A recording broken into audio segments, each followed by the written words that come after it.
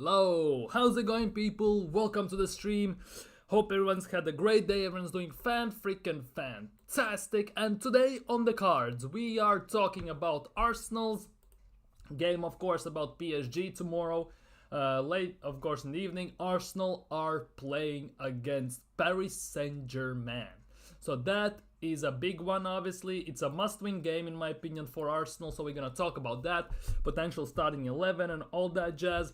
There are also some news on Calafiori. Obviously, yesterday we talked about the fact that Calafiori, according to some ITKs, had sustained some sort of an injury. It could be a big one, could be a smaller one.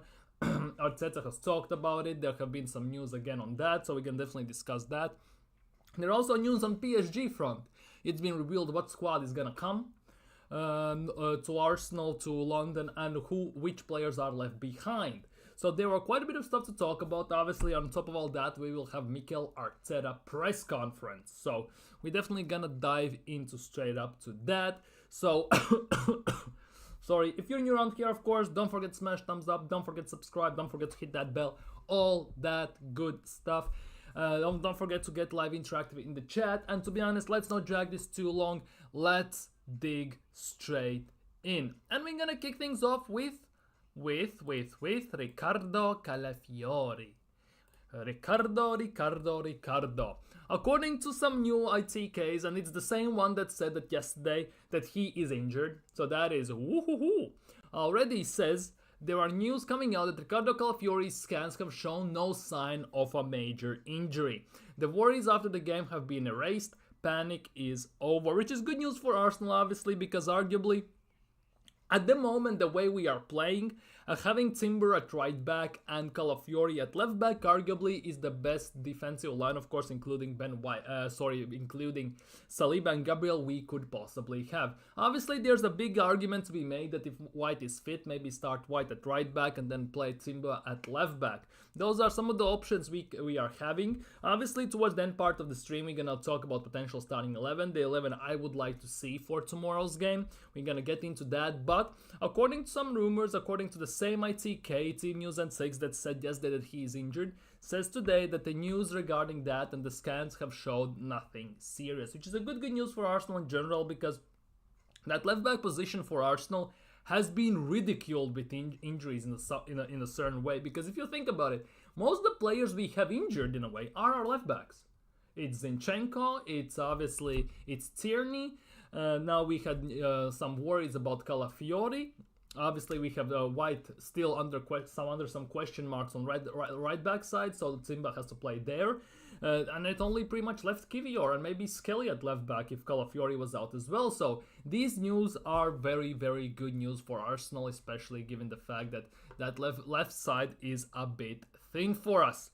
And obviously, we spoke about the fact that Dembele is not gonna come to London, is not gonna fly because Luis Enrique has left him behind. Ousmane Dembele is not in the Paris Saint-Germain squad to travel to London. It was coach's choice for the Frenchman not to travel to face Arsenal in the Champions League. And obviously there were rumors either it's an injury or what has happened there, and it has been confirmed that the pair had a bit of an argument after the game PSG played against Rennes on a Friday night, and Enrique decided that he didn't like how Dembele kind of acted, what he said maybe, what he did. So he decided that the best option for PSG is not to take Dembele. So he is not with Paris Saint-Germain's squad for tomorrow's game against Arsenal, which in a way is very good news for Arsenal because arguably together with Barcola, those two are the most dangerous wingers, two of the danger sides we could have. Dembele obviously for PSG also is not a very good form.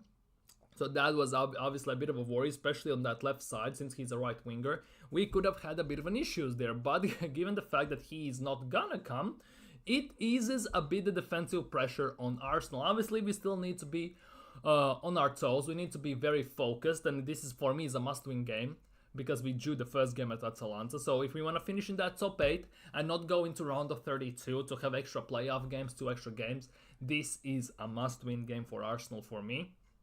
Because if we don't win tomorrow, it basically leaves us with an obligation to win at Lisbon against Sporting, and we all know how we do in those games. and or win at Inter. Win at San Siro against Inter Milan. And to be honest, on top of that, we all know what is Mikel Arteta's away record in Champions League in general. And in Europe overall. It's nothing good. So it is what it is. So we definitely need to win all home games and then get some extra games from away side. Now, but of course, it is time for the big thing for today. It's the Cone Man music. Mikel Arteta's press conference before the PSG game. It could be a big one. It definitely could be a big interview. Because it tends to be very, very, very scary hours when Arsenal do these interviews. Because some of the questions that get asked there are a bit, I'm not gonna lie, a bit laughable. Let's be real, a bit laughable. So it will be very interesting to see what questions Arteta got asked him today and what answers he gave. So we're definitely gonna go through this and see what is on the agenda for today. So kicking things off, obviously we have to speak about injuries. No news. We have training session this afternoon and we have a review. We have to review a few players, but overall, especially anyone returning, there is nothing to give back. So basically, everyone's being assessed. Now, obviously, maybe some players like Odegaard, maybe Tierney, Zinchenko, those ones are out 100%. The rest of them, like, for example, we are waiting still on Merino, we are waiting to see what's going to happen with Calafiori, still under a bit of a question mark. Let's be real. On our first home game in Champions League game this season, we're looking forward to it. They're kind of nights that we want to experience and want to have against an unbelievable opponent. We are just ready for it.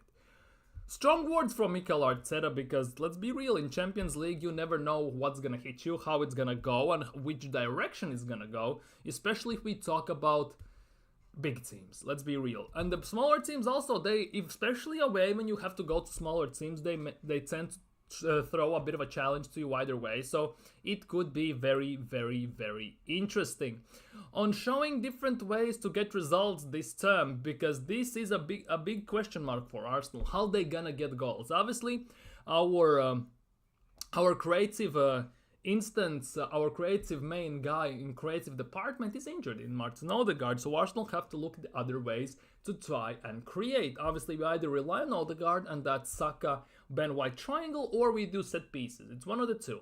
Now, obviously, from set pieces, we have scored a few goals, but it's not as evident that we're gonna score for them very, very much at the moment, because let's be real, opponents are scouting the way we are trying to deploy the tactics on corners and stuff like that.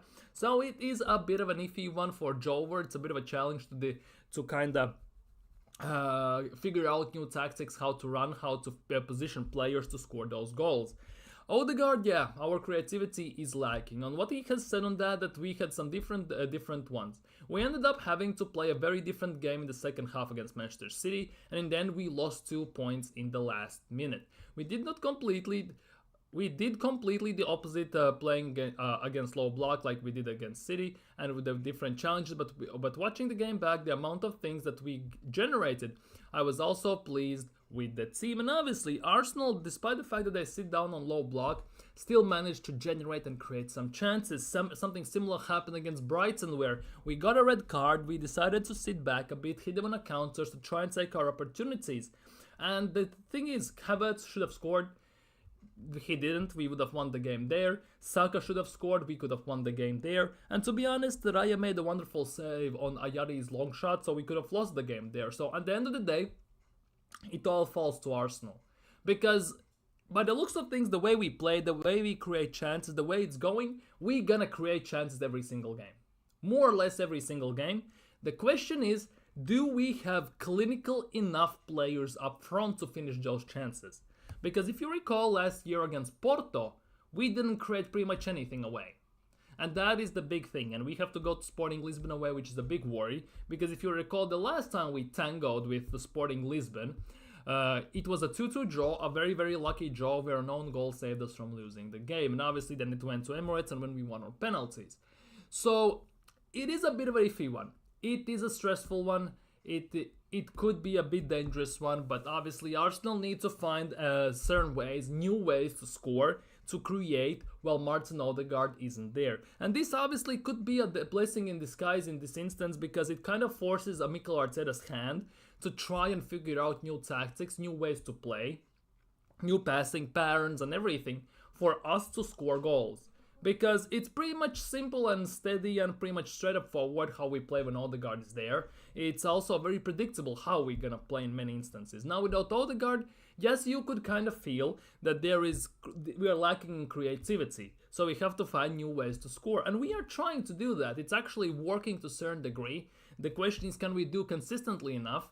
And once we create those chances, is there an opportunity for us to score them? Because our attacking front isn't that clinical. Obviously, Trossard is the most clinical finisher we have up top.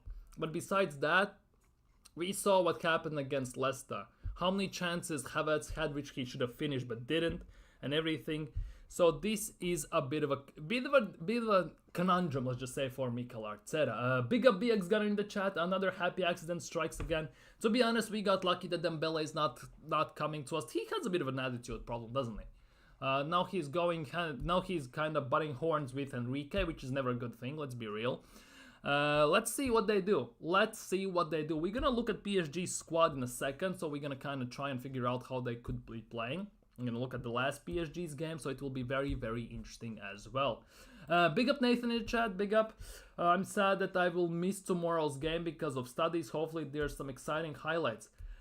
I must say,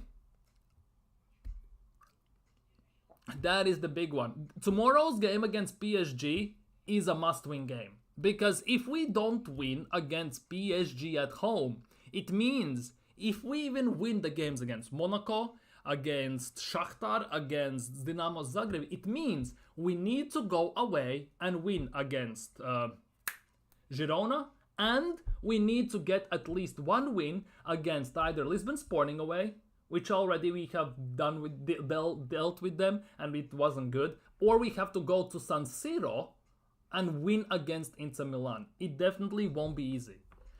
Big up FB in the chat, and looks like we have a PSG fan in the chat. Big up, big up. Big up, thank you for dropping by. I'm angry Dembele is our best player. To be honest, Dembele was on fire in the beginning of the season.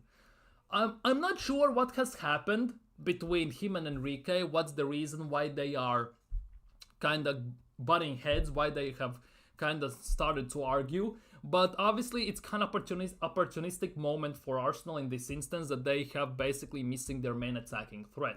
Especially with the left back side, which would be a very nice test for Ricardo Calafiori at that left side to play against very technical, very direct and very, very, very quick attacker. That would be very interesting to see how that develops, because if you want to be the best, you have to beat the best. So I'm not saying PSG maybe is the best of the best, but they are definitely a step up from most teams we are gonna face in the Champions League, of course. Hopefully Barcola turns up got that right side. It could be very interesting how Barcola plays against Timber. I think most likely Jurriën Timber is gonna start that game. Maybe Ben White. Obviously we haven't gone. Obviously next question is about Ben White, but he still was a hit or miss. We don't know if he's gonna start. It looks like Mikel Arteta might be forced to go with the same backline he did just a few days ago against Leicester.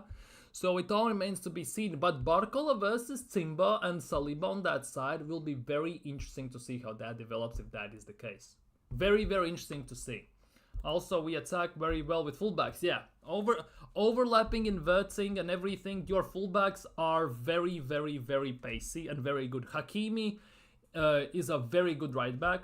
Maybe defensively he could be a bit of a liability when he overcommits going forward, but when he goes forward, the way he overlaps, the fact that he can shoot and he can cross the ball very, very efficiently and very good, could be a bit of a worrisome time for Arsenal. Obviously, Arsenal have played PSG only 4 times in Champions League. Last time we played PSG was 8 years ago.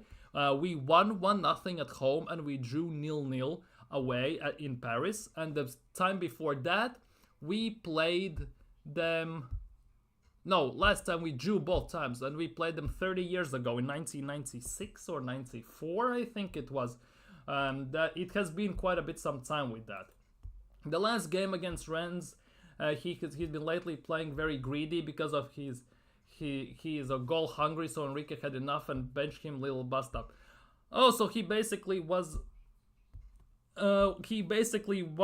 score every single shot he faces. He wants to basically get stats for himself, if that is the case.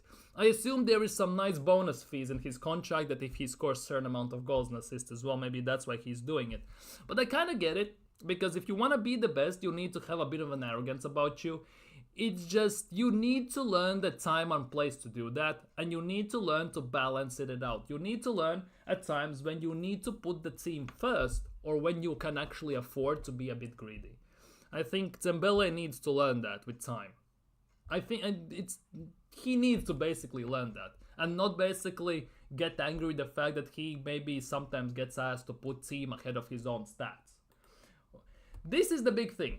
PSG are not very good at set pieces. Given the fact that team they have, the center backs, the defensive line and midfielders they have, you should be good at set pieces. But somehow, it is a bit of a struggle, I'm not gonna lie for you. It could be a bit of a struggle, especially the fact that we are very good at set pieces. So it will be very interesting to see how that goes. Young Ethan will bag goals, Sterling will bag goals, we are going to score some goals. I think this game will be either very close, like 1-0, 2-1, or 1-1, or it will be a goal fest, like 3-2 or something like that. It's either or, I think. I'm working tomorrow, but listening to the game via audio. 3 points are a must tomorrow. Yeah, there is no excuse not to get 3 points tomorrow. Because I think it's similar with PSG. You got lucky with the goal which Gaza conceded when you played at home against Girona. So you got the 3 points there. For PSG, it's a bit different story because they won the first game. But if PSG want to get in that top 8, they also need to win some of the big away games. And that big game, one of the big away games they have is against Arsenal. So we are in a position where Arsenal is in a must-win position in general. And PSG also would do good with at least getting a draw or, in the perfect scenario, winning the game. So both teams actually are in a bit of a predicament in that instance, in my opinion. I don't want to see Timba play on the left again. He was miles better on the right in terms of attack. That is the thing. On the right side, he is very good. And the biggest part is Calafiori, as much as he overcommits forward and leaves the gaps defensively per se on that left side. With the fact that Dembele won't be there, it kind of could allow him to kind of push a bit more ahead.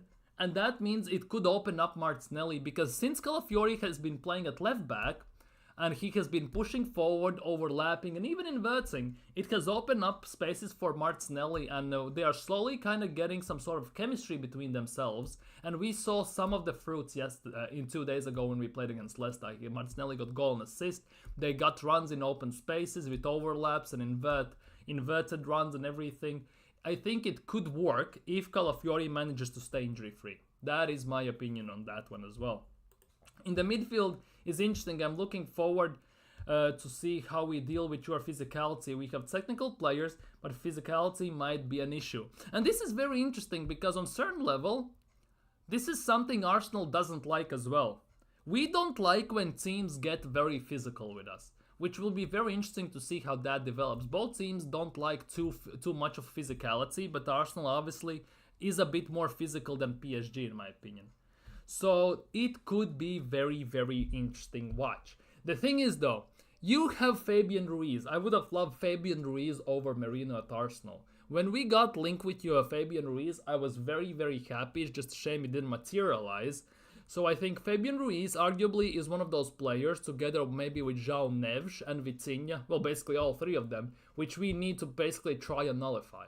Genuinely need to try and nullify, because that Vitinha, that is a guy that could genuinely decide a game with one pass or one shot. It could get to that as well to a certain extent.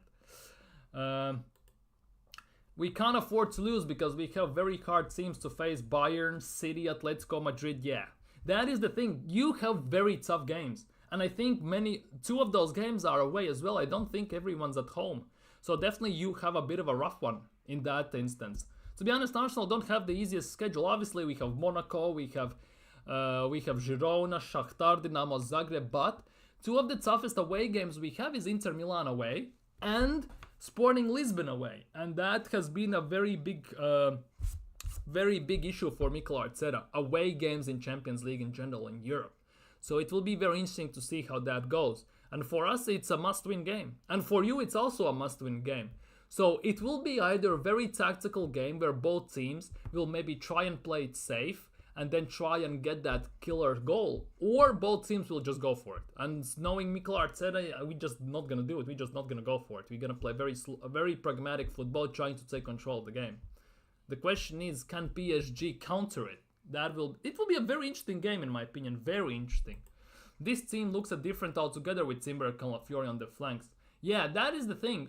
Offensively, we look much more dangerous with Timber and Calafiori on the wings. And that is the case that could unlock our attack. Because the biggest issue for us has been scoring goals. And recently, in the last 2 games, we have scored 9 goals overall. We have scored in the last 2 games more goals than we scored in the rest of the 5 games combined even. So either our attack is clicking into the gear, or on a certain level, some injuries on some players playing out of position or now in correct positions have been blessing in disguise in a way as well. I think in terms of midfield technicality, Partey is a liability. If Rice plays 6 and Merino is fit, maybe even a double pivot, we solve that issue. I don't think Merino will play tomorrow. Maybe off the bench if push comes to shove, but I don't think he is not ready yet. He's training with the first team. We're gonna see this in the interview as well. He's training with the first team, but I don't think he will be put into these games as of yet. I think Arteta will play it safe, at least for this Champions League game, at least. We will have to wait and see. Maybe against Southampton, but who knows? Who knows? Maybe he will come back straight after international break. Maybe after that. We have to wait and see in that regard. For me with Partey, biggest thing is, as good as Partey is, he cannot play full 90. He can play good for about 60 minutes. But those 60 minutes he plays good, it's also not 60 minutes in a row. He has these spells like 10 minutes, 15 minutes, 10 again minutes, 20 minutes. He has those spells. But in between those spells, he has those drops of form like mid-game where he misplaces massive amount of passes. He loses his marker. He gets tackled, he gets pressed, and he feels like he is basically a Bambi on ice skates. That is something that I don't get about Thomas Partey at the moment, at least. We also don't mind playing without the ball. We have a pace. That's the thing. But Luis Enrique like to have possession. Do you think Arteta let us have the ball? I don't think so. If we were playing in Paris, that could be the case. If we were playing in Paris, I think Mikel Arteta would allow you to get more of possession. The fact that we're gonna play at Emirates, I think Mikel Arteta will try his best to press and try and gain some control of the game. Because the way Arteta kind of tries to play these games, he will want to be the man who controls everything. He has said it himself, he wants to control every single square footage of the pitch. So it basically depends also how we're gonna set up. Because if we set up very defensively, could be the case that we just give you the ball and hit you on counters. If it's not the case, then it could be a very different story. Because this is the game where Arteta must get 3 points. Which means he will either play it safe and try to hit on counters, or he will play it basically as he usually does and just hope for the best in a way, it feels like. One of the two. I'm not sure Mikel Arteta will do anything extraordinary and unexpected, but he might be very obvious but very deceiving at the same time. He might set it in one way, his team, but play that team in a different style. I can see that happening as well. He can set it up to be very attacking, but play somewhat defensively, or set it up somewhat defensively and play it a bit more attacking and more high press. It depends. It depends how our players see the game and which players are available for the game. Because if Calafiori is available, that definitely changes things. Because there's a massive difference if we have to play Calafiori at left back, or we have to play Kiwi or Skelly at left back. It all depends on how Calafiori looks, if Ben White is fit and ready to play. Although Ben White straight back from injury against Barcola, I'm not sure that would be a good case in that instance. I wouldn't bring him in for another last. Exactly, that is the thing. You say another 2 weeks, but that is international break in general. We have, I think, 3-4 games until international break. So basically, you would bring back Merino after international break. I meant physicality in the midfield. It's not just for tomorrow in general, for the season. I think the plan is that when Merino comes back, Rice will go into 6 and Merino will go into 8. I think that is the plan. At least that's how I see it, and I just want to believe that that is the case. Whether it's gonna happen or not remains to be seen, obviously. Mikel Arteta in that instance is very unpredictable, because I don't think he's gonna play 3 mid. Like, is there a world where he's gonna play Rice, Partsy, and Merino? Is there a world where he's gonna play that? I don't think so, but who knows? Generally, who knows? It's Mikel Arteta, you know. On Ben White and Ricardo Calafiori are fit. This is a big one. Those are 2 players that are in contention and we have to review today. We didn't do any training sessions yesterday. Calafiori was a bit emotional after the game, so let's see how he is today. So obviously, according to rumors, he had a knee brace and everything, but scans have revealed that it's nothing serious. So that is a big hope that that would be good. Big up, Naga Gunner. Big up. Big up. That is the big case. What's gonna happen with Calafiori tomorrow? We will have to sit and patiently wait, basically, because at the moment it's nothing more than just a waiting game.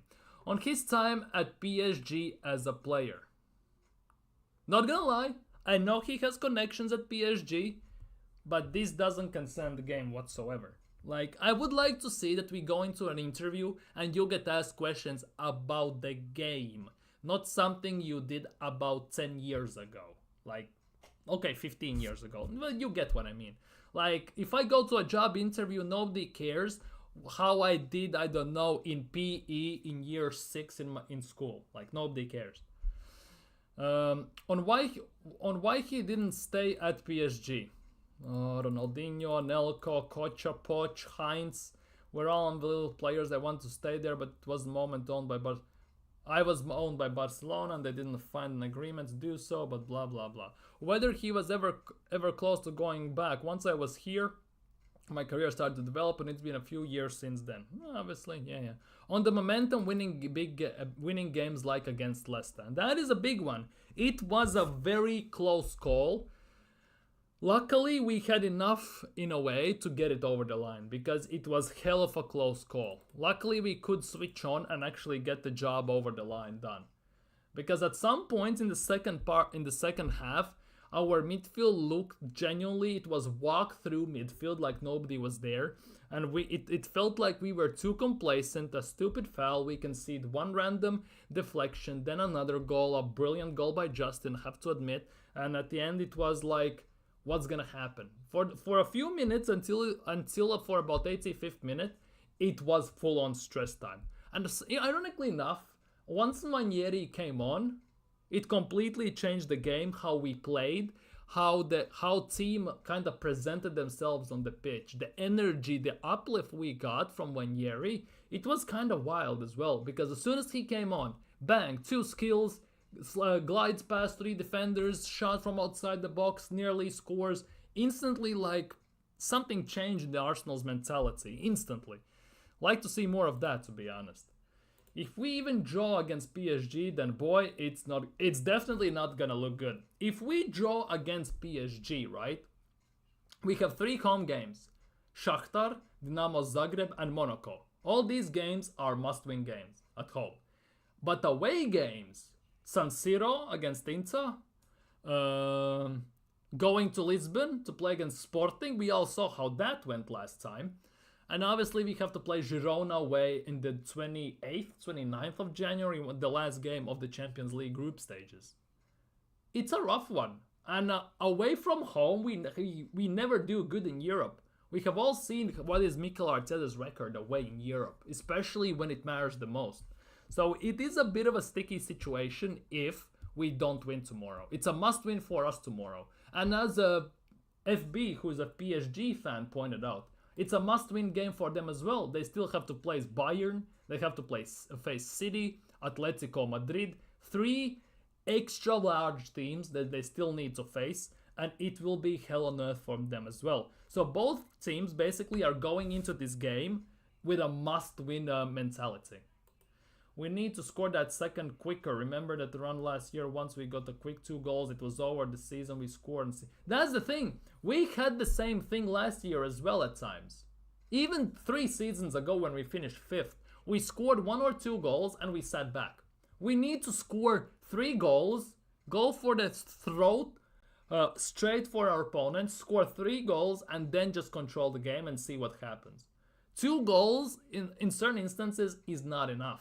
Because even 2-goal lead, if we, instead of Leicester, we play against Liverpool, we play against even Bayern Munich, we play against even PSG to some extent. If they start to rally, they score that 1-2 goals, there's a bigger chance than not that the game will end in a draw, or we actually might lose because they will be on a roll, then we're actually gonna win. Against bigger teams, that thing is not gonna fly. We just got lucky. It was against a team that hasn't still won in Premier League and wasn't the best. It wasn't in the best of forms. PSG have senior injuries. Asensio, Ramos, Lucas Hernandez, Vitinha are injured. Mendes probably be available. Donnarumma is 50-50. Yeah, obviously, as I said already, it's very well known that Dembele is not flying to London. They have some key players out. At the same time, they have some very big key players playing. And you can never underestimate them. Genuinely, you cannot underestimate them. It could be a very scrappy match as well. Midfield might decide the game. Rice, Party, and risk it play Ethan. The game PSG will play Fabian, Neves, and Emery. It could be the midfield. Most likely they will play the same midfield. I think they played against... Who did they play on the weekend? I forgot now. They played on the weekend... Oh, I forgot who they played on the weekend. But they had that midfield. They might rotate defense a bit, maybe. They might maybe play, instead of Pacho, they might play Skriniar. Maybe. But who knows? Yeah, they played Rennes. Right. That's why. Yeah, Rennes. Right, my bad. They might play maybe Skriniar instead of Pacho. Attack most likely will be Barcola, Lee Kang-in, and... and someone in the midfield. How am I blind? And Colomwani in the midfield, most likely. Right? If I'm not mistaken, that will be their attacking 3. Barcola, Colomwani, and Lee Kang-in. Most likely. Most likely something like that. Unless Enrique changes formation. Something in those lines. Something in those lines could be the case. Partey really shouldn't play games when we have full control like Leicester. He's too slow on the ball and doesn't have him. The thing is with Partey, he is good when you have to basically not run a lot. And if we control the games, we don't have to run a lot. The thing is, if we lose possession, then it's curtains. Because Partey isn't quick anymore. That is for me a big issue. We need legs in the midfield. That for me is the big thing. We need some pace in the midfield. We need some players who can run, who can press, who have that engine. And we have none of those at the moment. Even if Rice can do that, in a way he's held back by the fact that Merino, for example, is injured. And in a way Rice is forced to play in a left 8. Which for me is not his main role. Number 6 is his main role. So we have to wait and see what happens when Merino comes back. We can't play Kivior on the left. We cannot play Kivior on the left side. Even Skelly we cannot play there. Because if Calafiori is not well, basically his scan showed nothing serious apparently. But if he's not ready, and White is not ready, it could be Kivior at left back, by the way. Just think about it. It could be Kivior right there. Genuinely, there could be a world where we have to play Kivior as a left back. That Korean attacking midfield played as false 9. Yeah, Lee Kang-in. Yeah. Kolo will lead the line, and then Lee Kang-in. He is actually a very good player.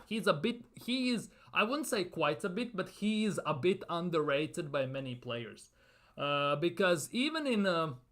when he played in La Liga for Valencia and teams like that, he was actually very, very good. He just got overlooked, but because Valencia weren't doing the best at the time, and other teams where he played, they were doing the best at the time. But in every single team he was actually doing very, very good. So it now remains to see what's going to happen with that as well. Partey and Jorginho are our most technical players, but boy, Partey's injury killed his legs, and Jordi was never. That's the thing. Which team we had this? We had the double pivot with Partey and Jorginho. We played this already this year. We had this midfield, but genuinely, it's like having two granddads in the midfield. One is like 90, one is like 85. And just imagine if we lose possession and those two are sprinting back to try and catch up with Colomwani, Barcola, and players like that. Dude, it's gonna be a long day defensively if that is the case. So we cannot afford to play like people with one leg, basically. They have one leg combined in the midfield. It's actually kind of wild. Moving on about the Leicester, it shapes the character and the body of the team that they have, certainly that they can win in any context and adapt to very different contexts during the matches. The Champions League demands that you can pretend to play against this kind of opposition, dominate for 95 minutes, but it does not happen at this level, so you have to be really good in other phases as well to stay in game, to be comfortable, and still always have a belief and intention to win it. On Champions League nights at the Emirates Stadium, woo! Everybody's looking forward to it. We missed it for a number of years. We were in it last year. What do you mean? And last year was the first one of the many years that we had the experience to do it. To be honest, it should be our third year in Champions League. If we didn't ball the top four 3 seasons ago when we finished 5th. That was all on Arteta. We needed like 2-3 points from about 5 games and we managed to ball them all. The group stage is a bit different this season, and then the opposition we're going to face tomorrow is probably at the highest level that you can face in European football, but honestly it's a good opportunity, blah blah blah. Relations with Luis Enrique, nobody cares. On whether Enrique has influenced him, blah blah blah. On Timber and Calafiori bringing something new to the fullback position. Well, that is true, they definitely have. On whether the fullbacks have different qualities, they have to have one in common. They have a love defending first. Okay, call me crazy, but doesn't this statement just scream Kieran Tierney at left back? They have to have one in common. They have to love defending first. Does not this statement scream Kieran Tierney at left back? Because they are defenders. Then after that, the qualities to add, that's great. As well, playing fullback's natural foot, especially when we play inverted attacking midfielders or wingers many times for the flow on those units. It's incredibly important, so you can see that. Like, this screams Kieran Tierney, but it might be just me just saying. Timber's character on the pitch, he's a leader, always energy, blah blah blah. On slowly introducing Timber into the team, yeah.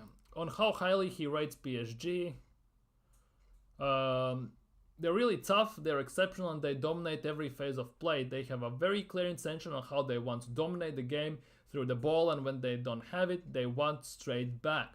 So basically they play like Arsenal, City and Liverpool pretty much. They're really aggressive and they confront you. On how important the game is and facing Enrique, we must win, that's all you need to know. On what he needs, impressed about with Calafiori, how willing he is the moment I spoke to him on the phone, like screw off. On whether he has a special relationship with him, okay. Why is all of a sudden this turning into a Diddy party again? Why is this turning into a Diddy party again? Whether he has a special relationship with him. We had this in previous interview when we was talking about that goalkeeper, Jack Porter. Like, has he had his back or from the back or something like that? Why is it turning into a Diddy party all of a sudden? Just shush. On Ousmane Dembele possibly not being in the PSG squad, we all know that. On whether our set pieces could be an advantage, I think every team has their own strengths and weaknesses, and tomorrow we will try to exploit ours for sure. And as FB said in the chat, that as he said in the chat, obviously, set pieces is a weakness for PSG, which is actually a very good thing. Now, I want to check this. I want to look at PSG's team, how they played, the team they set up in the previous game. Oh, they played on Saturday, just like Arsenal. Never mind. Let's look at this. Where is PSG? Hey, was it they played on Friday? Yeah, Rennes. Here we go. Here we go. versus Spurs, it was Messi, Party can't cover enough. Georgie was getting. That's the thing. We need physicality and pace in the midfield, and at the moment we have either or. We don't have both, which is a bit worrying. I'm not gonna lie. We also can't run Rice into the ground covering for Party's legs. Look how Menu is injured now after doing the dog work. Exactly. That's why I'm thinking that once Merino comes back, bench Thomas Partey, put Rice at 6 and play Merino at 8. I think it should work. It should. Hakimi and Mendes on fullback is a good combo. Imagine Hakimi and Barcola combining in and out with. Yeah, that's the thing. I don't know who's gonna play right wing for what's its face for PSG at the moment. We just know that right back is gonna be the damn Hakimi. Who's gonna play right wing? I have no goddamn idea, because if you look at the squad in general, look at PSG's team. They had Safanov in goal as well, some sort of a Russian goalkeeper, 25 years old. Didn't do bad, but didn't do great as well. Anyways, since Donnarumma is a 50-50 one, could be very interesting. Will Donnarumma play tomorrow or not? But they played Pacho, Marquinhos, Hakimi, and Beraldo. Lucas Beraldo. Now, the way I can imagine this, they might play Skriniar and Marquinhos in the back line, just to give that more physicality and solidity in the back line. Especially given the fact that they will have to deal most likely with Kai Havertz up top. They need some physicality there. I think Pacho is a very quick one, but he's also he's physical, but not physical enough, I think, to deal with Kai Havertz in that instance. Now, midfield, I think, is going to stay the same for PSG, most likely, because they don't have that many options to play there. Most likely, they will start Zaire Emery, João Neves, and Fabian Ruiz. The big thing is, though, the attacking line at the moment is the biggest mystery for PSG. Since Luis Enrique has exiled pretty much for this Champions League game at least, Dembele, it could be very interesting. I think Barcola will start 100%. I think Lee Kangin will start 100%.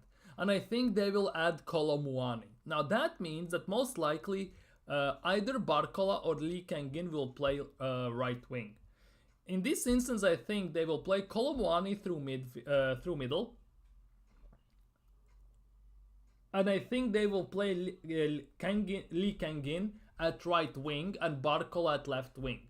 Now, if we have Kivior at left back, don't be surprised if mid-game Enrique says swap the wings. I can see that being a thing.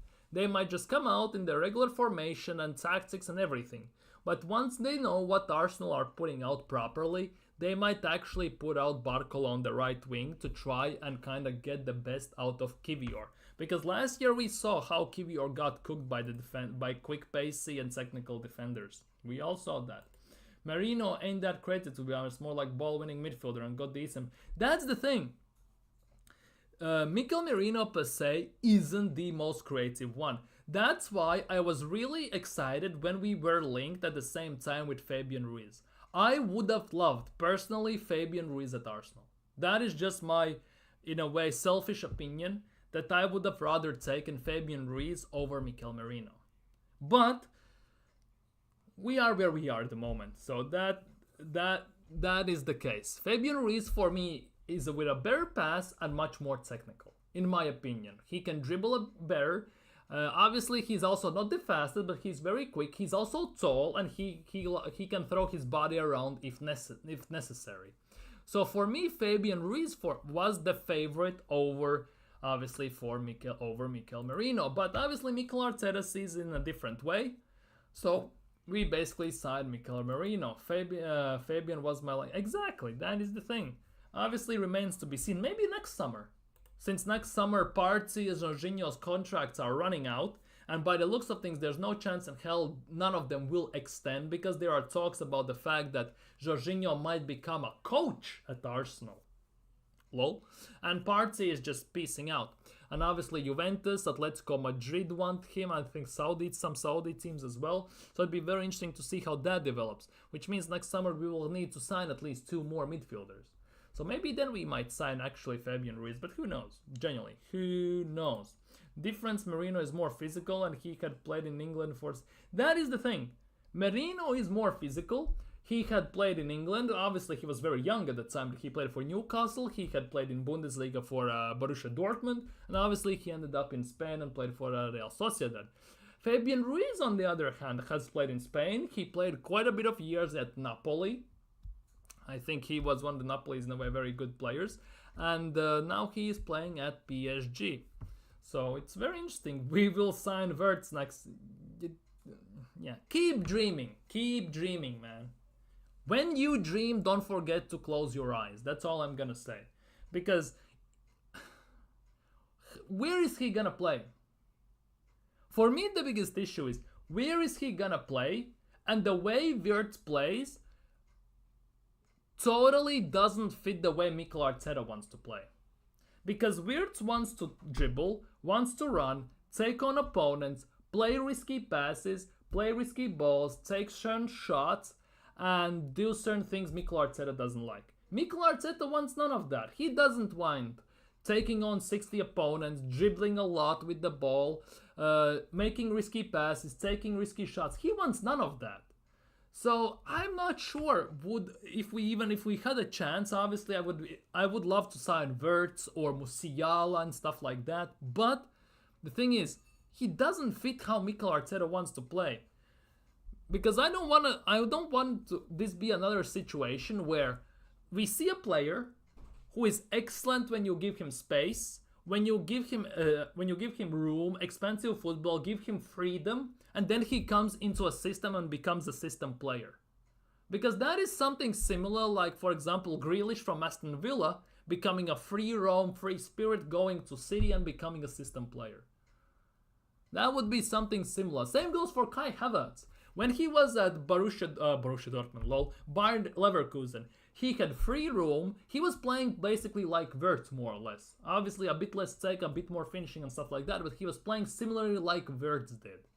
Then he goes to Chelsea, they ruined him, obviously. Now he has come to Arsenal, but there's no chance he's gonna play like that. Because, for example, Mikel Arteta wants the system. He wants pragmatic type of very safe type of football. Very, very, very simple football in a way. Stick to basics, and when it happens, and something in those lines, basically. And for me, for example, if Arsene Wenger had this team specifically, it would be very interesting to see what he would do with this team. Imagine, for example, even Wenger from 2008 or 2010, specifically with this Arsenal team we have at the moment. Would we see different Martinelli? Would we see different Bukayo Saka, where he gives them their space, room, allows them to free roam, run in open spaces, allows them to dribble, take on opponents, doesn't force them to pass back and everything? It would be very interesting, because that would be insane. Yeah, that is the big thing. Getting Partey replacement will be hell of a lot of money. Tchouaméni is also like Partey replacement, but boy, we are not getting Tchouaméni.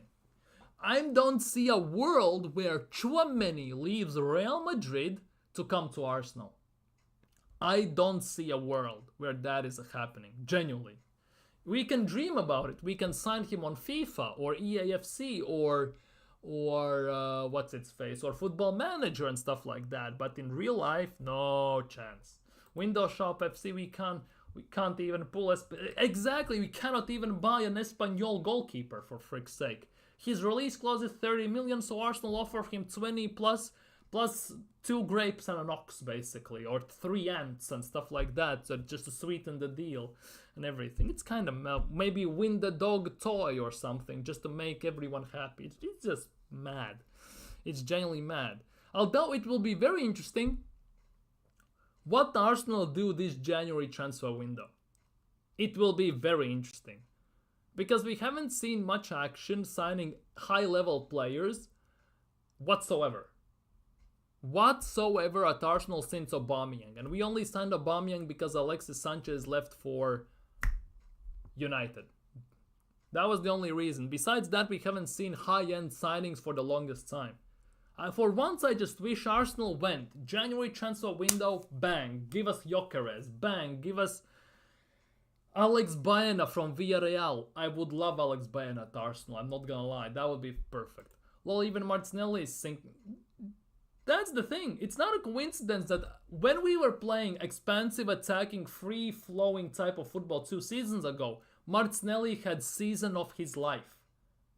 After that season, we conceded quite a bit of goals, and Arteta said, "Oh, we need to shut down defense, so we're gonna improve our defense on the cost. We're gonna kind of slow down our attack," and that instantly stopped Martinelli. It's not a coincidence. It's not a coincidence that specifically that year, Odegaard had a fantastic season. Saka, Martinelli, even Jesus had a not phenomenal, but great season that year. It's not a coincidence that as soon as we change the tactics, everyone slowed down. All of a sudden, numbers just sink and everything.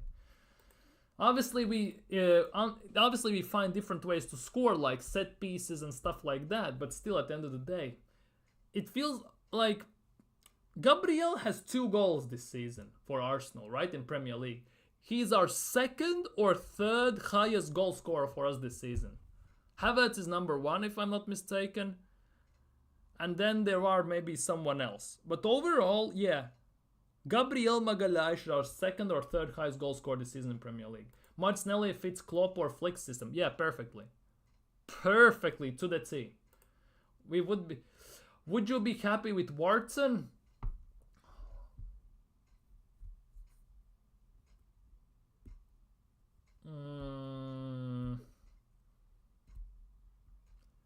The question is, how much for Watson? How much for Watson? That basically kind of makes me think these things. How much for him? How much? De Jong is like to like Jorginho replacement, 6-7 years younger, similar type play, but with no. The thing is, De Jong, right? He's leaving Barcelona next summer. They have agreement that they're gonna pay him salary of 15 million and stuff like that, and he's gonna leave in summer 2025. Would I take him at Arsenal? I really want to say yes. The biggest reason I'm gonna say no is the injuries. The injuries he's suffering in his legs is just diabolical. The amount of injuries he is getting every single season and the amount of time he is out for is actually diabolical. Look at this. Look at the amount of injuries he has had. It's actually kind of wild if you think about it. Last season, 23-24 season, right? He missed 14, 15, 21, 30 plus games. Season before that he missed 9, which is not that worse, but still muscle knee injuries. And before that again he missed 6 games, then he missed again 7. He gets these injuries in the worst times, and that is happening in La Liga, not even Premier League. And now just imagine someone like Lavia or Caicedo or someone like old school type of defender just snaps his legs with a 1 tackle and he's out for about 6 years instantly. Like, that would be the biggest reason why I wouldn't sign him, personally. We sold Giroud for 18 mil to Chelsea and 27 mil for Theo. By the way, happy birthday to Olivier Giroud. It's his birthday today. Big up to Olivier Giroud. I'm still not forgiving you for screwing us out of the title the year Leicester won it, because basically we should have won the league that year, and Ozil should have been the assist record holder for a season in Premier League, but you decided to go for about 20 game not scoring streak, so thank you for that. But otherwise, man, imagine Giroud in this Arsenal's team with the crosses and everything. Holy crap, the one-touch finishes, the first-time touch finishes he had with his left foot, lethal. Imagine that in Arsenal's team at the moment in the box. Crossing the ball from a corner to Havertz, Giroud, Gabriel, and Saliba. Imagine that. Imagine that. Big up Pepper in the chat. On top, Saliba, Tommy injuries plus Holding getting played all literally. Dude, Holding is still at Crystal Palace, by the way. Holding is still at Crystal Palace, by the way. Every single Crystal Palace wants him out, but they have still not terminated his contract. How is he still there? Wharton for 35 mil max. If he wants the move, he could apply pressure, being optimistic here. 35 million is very optimistic. Because he's English? Crystal, yeah, he would cost about 60 million, 150, 60 million. And for that price, I much rather go and get someone already big established. Big, massive and established. For that price, to be honest, you can get someone also better even.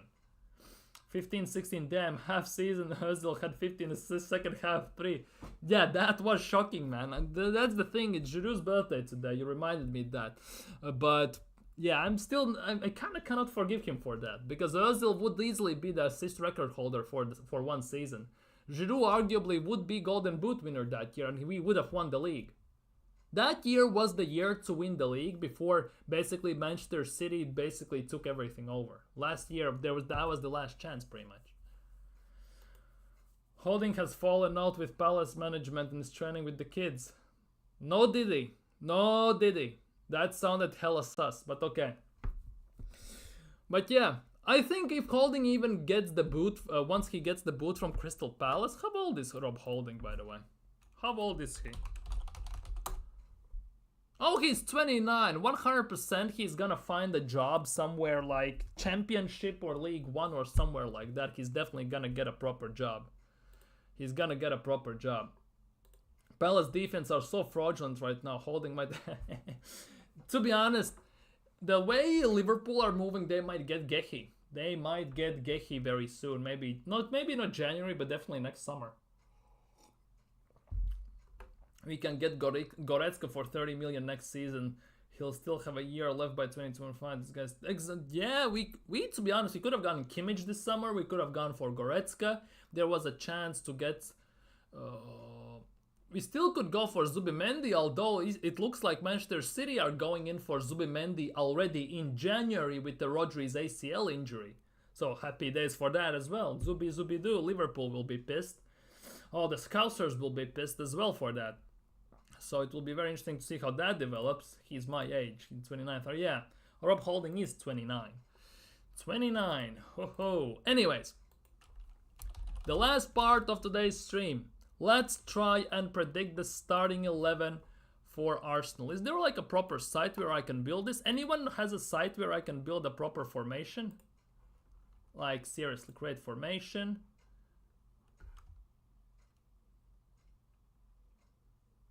Wait, I cannot even zoom in properly. What the hell is this? This is kind of wild. You don't even see it. I cannot zoom in. This is kind of wild. Create formation. Let's see. Let's try and find the proper website to build a formation.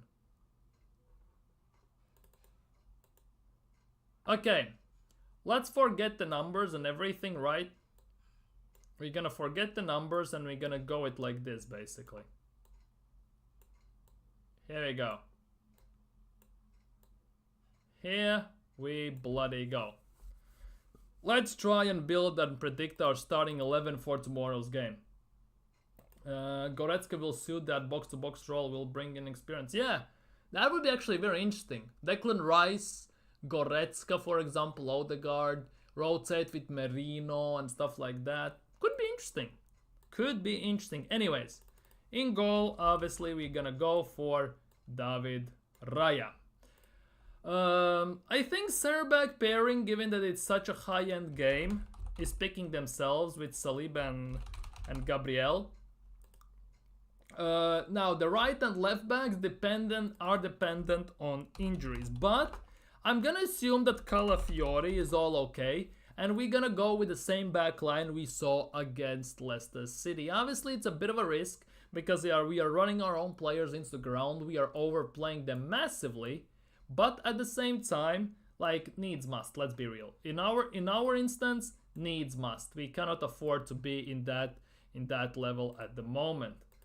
Still gonna believe we hold out for how too long for Merino. We overpaid for 20-year-old. The year left his contract for 33 million. We should have paid 17 million or we walk off. That's the thing is, we were doing this deal. It was said that it would be an easy deal, as it was quoted like in August, early August. It says it will be a quick deal. It will be an easy deal and everything. We dragged it out basically for more than a month until we got it done. And by then we basically had to pay over the odds. 100% for the same amount of money, we actually could have gotten a better player or even similar player. That is 100%. No, I would have taken Goretzka this season. I actually wanted him, but if we lose 2 senior midfielders, let's bring in some players for the future, not 28.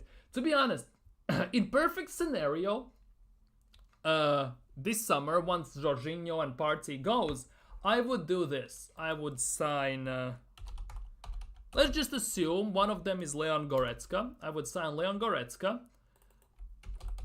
And then the other one would be Alex Baena from Villarreal. If you watch La Liga, you probably know who he is. He can play obviously left mid, left wing, but he can play also like that left number 8 role, maybe number 10 role. He could play it very, very nicely. I know for Villarreal he mostly plays out on the left, but in general he can play also as in midfield. He has 6 games, 4 assists, doing an excellent job there. Still young, 23 years old. Definitely could do the job. For me, Alex Baena is one of those type of players who could be something similar like Santi Cazorla type of player for Arsenal in general. And he can also create from deep in the midfield. He can cross the ball quite amazingly well. He has a decent shot on him. He's good on corner deliveries and everything. I would definitely go for Baena. If you have a chance and you are watching La Liga, I would definitely suggest you when Villarreal are playing, watch Alex Baena, how he plays, how he controls the game, and how he passes the ball. I would definitely suggest that. It's actually a pretty good one. Ben White at right back against getting quality 27 years is good for our 17-year potential players that we are promoted for the first team. Interesting. Yeah. Well, enjoy. Don't they play today, by the way? Villarreal play tonight, don't they? They play in an hour. They play against Las Palmas. I'm gonna check if Baena is actually starting. Lineups and if it loads, of course. Suarez, Gabriel. Baena is not starting. Yeah, Baena is not starting for Villarreal. Baena is at the moment. Baena is on the bench. Denis Suarez, remember him? Denis Suarez is starting for Villarreal on that left side. Nicolas Pepe is starting at striker, by the way, for Villarreal. Nicolas Pepe is actually balling out there at Villarreal. Just saying. Just putting it out there, just saying. I predict 3-1 Villarreal. Yeah, I would go about 2-1 Villarreal, definitely. 2-1. Las Palmas have been very good this season, but they just cannot win games to save their lives. They are really struggling with winning games. They are playing actually some very good football, but they're really struggling. They're last in the league. They have -5 goal difference. But they lost 2-3 at home against Athletic Bilbao. 1-1 against Real Madrid at home. They played Real Madrid off the park. They just couldn't finish their dinner. They should have been like 3-0 up in the first 20 minutes of that game. They are very, very unlucky. Villarreal are sitting 6th in the table, so that should be a very light pickings for them, definitely. White in 1v1 situation against clever, quick football is sus too. To be honest, White against pacey defenders who just directly run at him is very scary because he doesn't put in a challenge almost ever. He steps away and runs away from the ball. It's very scary. It's very scary to watch him defend sometimes. Tommy might have that technical offensive ability, but while defending, he deals with wingers. Yeah, Tommy. Yeah, Las Palmas cannot pick up points, but seems to score most. That's the thing. They can score. They just cannot score enough. And defensively, they are a bit sus at times. Real Valladolid is also an example. Yeah, Real Valladolid is also a team that generally cannot score goals. It was similar, for example, last year. If you were watching La Liga last year, Almeria. they sold Siddiq in the last day or the last week of the transfer window to Real Sociedad. At the end, they didn't have a proper striker, and throughout the whole season, they were creating chance after chance after chance, and they just didn't have that killer striker up front. They got relegated back to Division 2 again, to La Liga, whatever, Hypermotion, whatever it's called. But overall, they were one of those teams that definitely didn't deserve going down last year. Yeah, Karl Hein is playing there as well. Yeah, I have a feeling we will get Simba's brother at some point. Haven't watched him play though. To be honest, they play tomorrow. No, tomorrow, day after tomorrow. They play on Wednesday, don't they? Feyenoord play Barcelona on Wednesday, I think, no? Literally good that he is getting game time. Yeah, definitely. That is the big thing. He's starter there. He's a starting player. Anyways, back to the team. I'm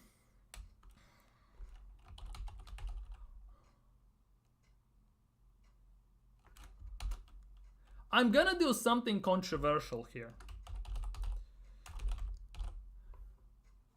Jorginho, Rice. Knowing how predictable Mikel Arteta is though, it's gonna be Trossard, Martinelli,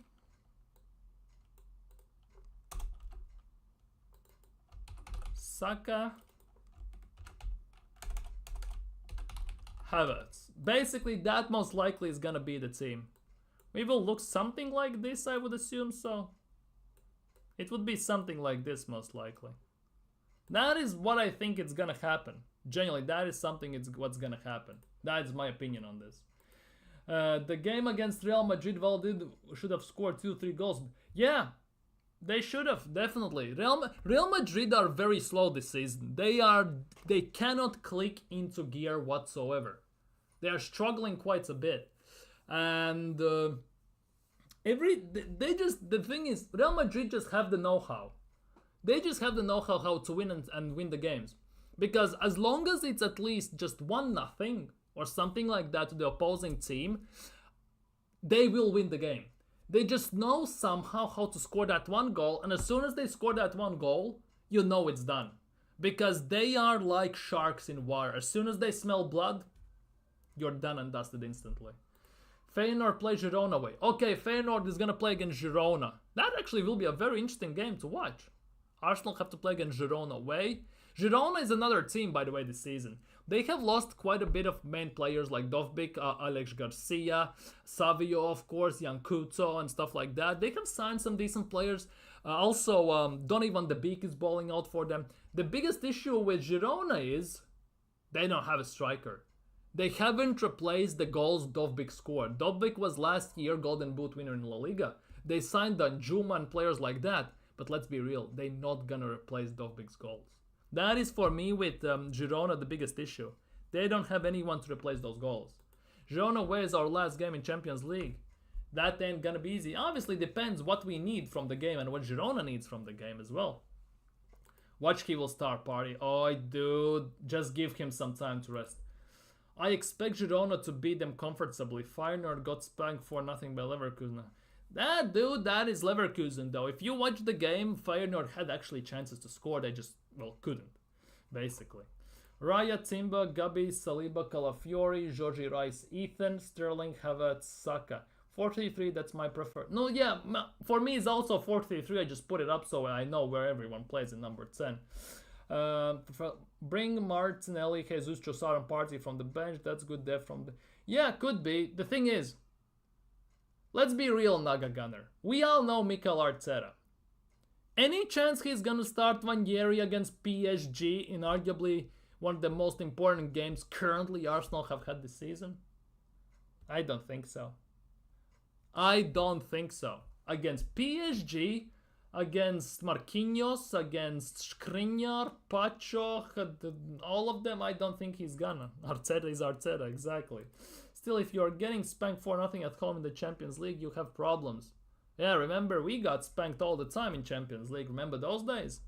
10-2 and all them things. 7-2 and what was it at the time? Every single time we play Bayern Munich, we get spanked. Anyways, guys, I think I'm gonna end it here. It's been a blast, to be honest. It's been phenomenal stream. You have been freaking fantastic. Thank you guys so much for being here. Yeah, Barcelona and Bayern. Every big team in a way tends to spank us at times. Not gonna lie. Anyways, you have been freaking fantastic. Thank you guys so much for being here. Tomorrow might not be a stream because obviously Arsenal play very late in the evening and the game ends midnight my time and I have to go to bed, work the other day and kids and all that stuff. You get the point basically. So definitely we're gonna do a review, predictions and all that stuff on Wednesday, obviously. But yeah, for today, I am out from here. Obviously, like, comment, subscribe. Thank you guys so much for being here. You have been freaking fantastic. Yeah, 1 a.m. kickoff. I feel for you. Let's just say that. I feel for you. Big up if you stay up. Anyways, guys, thank you guys so much for being here. Big up everyone in the chat. You have been freaking fantastic. Like, comment, subscribe. Comment if you're watching this on a playback. Take care. Stay safe. Enjoy the game tomorrow. I'm going for a 2-1 Arsenal win. Take care. Stay safe. Good luck tomorrow.